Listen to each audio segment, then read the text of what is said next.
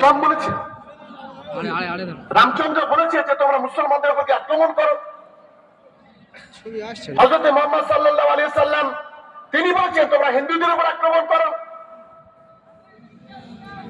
যীশু খ্রিস্ট বলেছে যাও অন্য ধর্মকে আঘাত করো।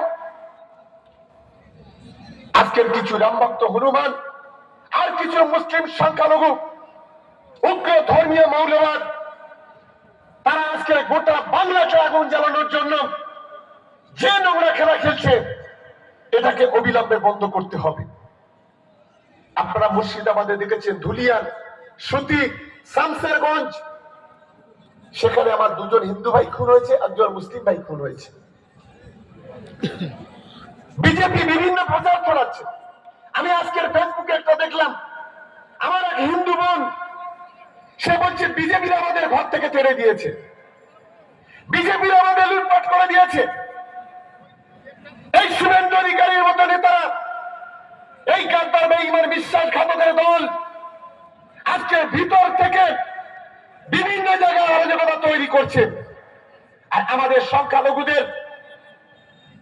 সংখ্যালঘুর নাম করে কিছু মুসলিম মানুষ আছে, তারা এই সুযোগটাকে কাজে লাগিয়ে নিজেদের স্বার্থ সিদ্ধি চরিতার্থ করতে চাইছে। এই বিষয়গুলো আমাদের খেয়াল রাখতে হবে। গতকাল খবরে আপনারা দেখেছেন যে পুলিশ প্রশাসন যারা আইন শৃঙ্খলা রক্ষা করে তাদের পরিবার বলে কিছু নেই। তারা সব সময় ঈদের সময়, পূজার সময়, রমজানের সময়, বিভিন্ন উৎসবে অত্যন্ত প্রহরীর মতো যারা আমাদেরকে পাহারা দেয়।